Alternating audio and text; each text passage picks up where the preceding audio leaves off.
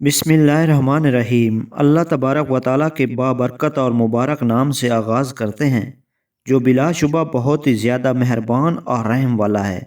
ہمارے پیارے رسول خاتم النبیین، تاجدار انبیاء، افضل البشر، محسن کائنات، خاتم المرسلین، آقائے دو جہاں، حضور نبی کریم صلی اللہ علیہ وآلہ وسلم پر لاکھوں کروڑوں درود، نیز آپ کی اولاد، ازواج مطہرات، صحابہ کرام اور صحابیات پر بھی لاکھوں کروڑوں سلام۔ کسی بھی سالک راہ حق کے لیے ضروری ہے کہ وہ دنیا اور اہل دنیا کی جانب متوجہ نہ ہو اور لوگوں کے مال سے اسے کچھ غرض نہ ہو، اور نہ ہی دنیاوی مال اور زمین و مکان کا لالچ کرے۔ اگر سالک راہ حق دنیا اور اہل دنیا سے اپنا تعلق منقطع کر لے گا اور اپنی تمام امیدوں کا محور اللہ عز و جل کو بنائے گا تو پھر اس کا تعلق مالک حقیقی سے مضبوط ہوگا۔ ناظرین کرام، حضرت لال شہباز قلندر سرکار رحمۃ اللہ علیہ بلا شبہ وہ عظیم الشان شخصیت ہیں کہ جن سے قلندر کے لفظ کی پہچان ہوئی۔ کیا اس بات میں کوئی شک و شبہ ہے کہ جب بھی لفظ قلندر سنا جاتا ہے تو ذہن میں فوری طور پر حضرت لال شہباز قلندر کا نام مبارک آتا ہے؟ ہماری آج کی اس ویڈیو میں حضرت لال شہباز قلندر کے کچھ واقعات کی ترتیب دی گئی ہے۔ ہم اپنے سننے والے ناظرین کو اللہ تعالیٰ کی ان برگزیدہ بزرگوں کے حالات و واقعات سے روشناس کروائیں گے تاکہ ان کی تعلیمات پر صحیح طور پر عمل پیرا ہو سکیں اور اپنی زندگیوں کو اسلام کے صحیح اصولوں کے مطابق گزار سکیں۔ گزارش کرتے ہیں کہ اس ویڈیو کو لائک کریں اور چینل کو سبسکرائب کریں۔ اگر آپ کو ویڈیو اچھی لگے تو ویڈیو کو دوسرے لوگوں تک ضرور شیئر کریں۔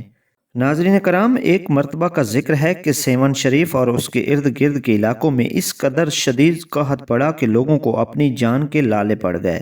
کھانے کی کوئی بھی چیز دور دور تک دکھائی نہ دیتی تھی۔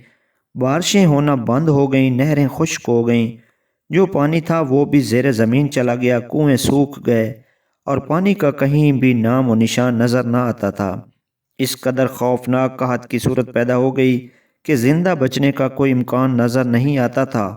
ہر کوئی پریشانی اور مصیبت میں مبتلا تھا۔ آخر کار علاقے کے سینکڑوں لوگ اکٹھے ہو کر حضرت لال شہباز قلندر کی خانقاہ اقدس کے گرد جمع ہو گئے اور آہوازاری کرنے لگے اور دعائیاں دینے لگے۔ حضرت لال شہباز قلندر نے لوگوں کا شور سنا تو اپنے حجرے سے باہر تشریف لائے۔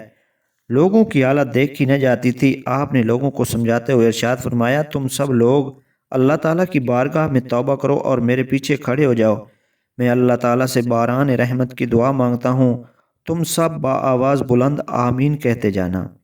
لوگ فوراً اس کے لیے تیار ہو گئے اور گڑ گڑاتے ہوئے اللہ تعالیٰ سے اپنے گناہوں کی معافی مانگتے ہوئے توبہ استغفار کی۔ پھر حضرت لال شہباز قلندر کے پیچھے کھڑے ہو کر دعا کی غرض سے اپنے ہاتھ پھیلا دیے۔ آپ نے بھی قبلہ رو کھڑے ہو کر دعا کے لیے دست مبارک دراز کی اور بارگاہ الہی میں عاجزی اور انکساری کے ساتھ دعا مانگنا شروع کر دی اور کہا، اے میرے پروردگار، میں تیرا بڑا ہی مسکین اور عاجز بندہ ہوں۔ گو میرے گناہ اس قدر زیادہ ہیں کہ میں تیرے حضور کھڑے ہوتے ہوئے شرمندگی محسوس کرتا ہوں، لیکن اے میرے پروردگار، میں تیرے ہی حکم کے مطابق تیری بارگاہ اقدس میں حاضر ہوا ہوں اور اس مصیبت کی گھڑی میں تجھ کو ہی پکارتا ہوں۔ اے باری تعالیٰ، تو میرے گناہوں کی طرف نہ دیکھ بلکہ اپنی رحمت اور اپنے فضل و کرم سے ہم پر نگاہ کرم فرما۔ یہ تیرے عاجز اور مسکین بندے میرے پاس مشکل حالات میں آئے ہیں، میں ان کو تیری بارگاہ میں پیش کرتے ہوئے تیرے حضور فریاد کرتا ہوں۔ اے اللہ تعالیٰ، میری فریاد پر توجہ دے، میری دعا کو قبولیت کا شرف عطا فرما، اپنے بندوں کو اس قحط سے نجات عطا فرما۔ اپنے آسمانوں کو حکم دے کہ وہ پانی برسائیں، اپنی زمین کو حکم فرما کہ وہ رزق اگائے، اپنے چشموں اور اپنے دریاؤں کو حکم فرماؤ کہ پانی سے بھر جائیں، اپنے کنوؤں کو حکم فرما کہ وہ پانی سے ابلنے لگیں۔ اے اللہ تعالیٰ، ہر طرف ہریالی پیدا فرما، خوشحالی اور آسائش مہیا فرما۔ اے اللہ تعالیٰ، ہم سب پر اپنا رحم و کرم نازل فرما، ہم سب کی دعا کو قبول فرما، ہمیں اس قحط کے عذاب سے خلاصی عطا فرما۔ اے میرے پروردگار، ہم تو اس سے پیارے محبوب حضور نبی کریم صلی اللہ علیہ وسلم کا واسطہ دے کر عاجزی اور انکساری کے ساتھ التجا کرتے ہیں کہ ہماری طرف سے نظر نہ پھیر، ہم سے عذاب ٹال دے، اپنا خصوصی فضل و کرم نازل فرما اور باران رحمت برسا۔ اے اللہ تعالیٰ، تیرے یہ بندے قحط کی وجہ سے پریشان اور مصیبت میں مبتلا ہیں، تو ہی ان کی مدد فرمانے والا ہے، تو ہی اس مصیبت سے نکالنے والا ہے۔ اے میرے پروردگار، ہم بڑی امیدیں لے کر اپنے دامن پھیلائے دست و دعا دراز کیے تیری بارگاہ میں حاضر ہیں۔ ہم پر اپنا فضل و کرم نازل فرما، تجھے تیری رحیمی اور کریمی کا واسطہ دیتے ہیں اور یہ امید رکھتے ہیں کہ تو ہماری دعا کو رد نہیں فرمائے گا۔ کہا جاتا ہے کہ ابھی لال شہباز قلندر دعا مانگ کر اپنے حجرہ مبارک میں داخل بھی نہیں ہوئے تھے کہ اللہ تعالیٰ نے آپ کی دعا کو شرف قبولیت بخشا اور باران رحمت نازل فرمائی۔ حضرت لال شہباز قلندر کی ایک اور مشہور کرامت یہ ہے کہ آپ کے پاس آنے والا کوئی بھی مریض کبھی مایوس نہیں جاتا تھا۔ وہ آپ کی دعا کے طفیل بفضل تعالیٰ صحت یاب ہو کر واپس جاتا۔ آپ جب کسی مریض کو دیکھتے ہو تو اس پر گہری نظریں جما دیتے تھے اور فرماتے تھے، اے بیماری، میں اللہ کے نام کا تجھے واسطہ دیتا ہوں، تو اس کے پاس سے چلی جا۔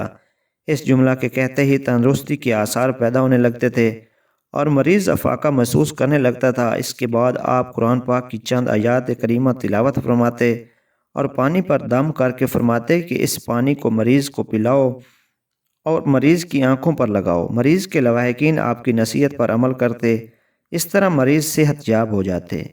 حضرت لال شہباز قلندر پانی پر دم کرتے وقت ایک مرتبہ سورۃ فاتحہ پڑھتے، ایک مرتبہ سورۃ فلق اور سورۃ ناس پڑھتے، پھر اس کے بعد کلمہ پڑھتے اور پھر خلفائے راشدین کے نام کے وسیلہ جمیلہ سے مریض کی شفا یابی کے لیے اللہ تعالیٰ سے دعا مانگتے تھے۔ آپ کی دعا بارگاہ الہی میں مقبول ہوتی اور ہر طرح کا مریض صحت یاب ہو جاتا اور اس کی بیماری مکمل طور پر رفع ہو جاتی۔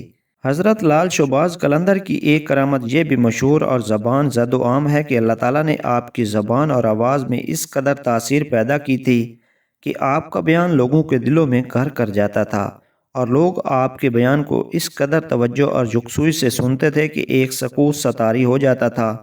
آپ کی عادت مبارک یہ تھی کہ آپ نماز کی امامت بہت ہی کم کرواتے تھے اور ہمیشہ یہ کوشش کرتے تھے کہ پاس موجود علماء کرام سے کوئی امامت کروائے۔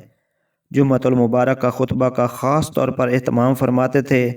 سیستان میں قیام کے دوران دور دراز کے لوگ آپ کا وعظ سننے کے لیے جمعہ کے دن ذوق و شوق سے آتے تھے۔ آپ کے وعظ کی شہرت دور دراز تک پھیلی ہوئی تھی اور صرف جمعہ کے دن لوگوں کے شوق اور ذوق کو مد نظر رکھتے ہوئے جمعہ کے خطبے کے ساتھ ساتھ امامت کے فرائض بھی خود ادا فرماتے تھے۔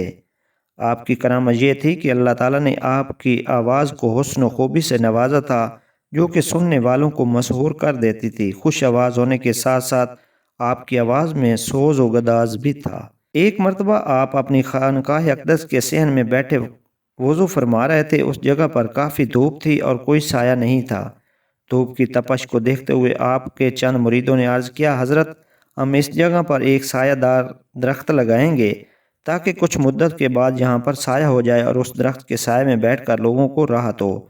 آپ جب وضو سے فارغ ہو گئے تو اپنے ایک عقیدت مند کو اپنی مسواک دیتے ہوئے فرمایا، اس مسواک کو اس جگہ پر زمین میں گاڑ دو اور اس کو کھڑی کر دو۔ عقیدت مند نے آپ کے حکم کے مطابق عمل کرتے ہوئے مسواک کو زمین میں لگا دیا۔ اللہ تعالیٰ کی قدرت سے حضرت لال شہباز قلندر کی کرامت یہ ظاہر ہوئی کہ اگلے دن اس مسواک میں سے ہری شاخیں نمودار ہوئیں اور چند ہی دنوں میں دیکھتے ہی دیکھتے یہ چھوٹی سی مسواک ایک درخت کی شکل اختیار کر گئی اور یہ ایک سایہ دار درخت بن گیا۔ حضرت لال شہباز قلندر کی خدمت اقدس میں انسانوں کے علاوہ پرندے بھی حاضری کا شرف حاصل کیا کرتے تھے اور آپ کے مہمان ہوا کرتے تھے۔ آپ کی خانقاہ کے ساتھ ہی ایک ٹوٹی ہوئی دیوار تھی جس پر صبح شام پرندے دور دراز سے آ کر بیٹھتے تھے اور اپنی اپنی بولیاں بولنا شروع کر دیتے تھے۔ حضرت لال شہباز قلندر نے ان کے دانہ پانی کا انتظام اپنے ہاتھوں میں رکھا ہوا تھا۔ آپ ہر روز صبح شام ان پرندوں کو دانہ ڈالتے تھے۔ اس دوران بہت سے پرندے دیوار سے اڑ کر آپ کے جسم پر بیٹھ جایا کرتے تھے اور جب آپ زمین پر دانہ ڈال دیتے تو وہ تمام پرندے دانہ کھانے میں مشغول ہو جاتے تھے۔ ساری زندگی پرندوں کی مہمان نوازی آپ کا معمول رہا۔ ناظرین اکرام، یہ تمام واقعات اور کرامات مختلف کتب سے اخذ کی گئی ہیں۔ اگر ان کو پڑھنے میں آپ کو سنانے میں کوئی غلطی کوتاہی ہو گئی ہو تو آپ اس کی نشاندہی ضرور کریں۔ جزاک اللہ، شکریہ۔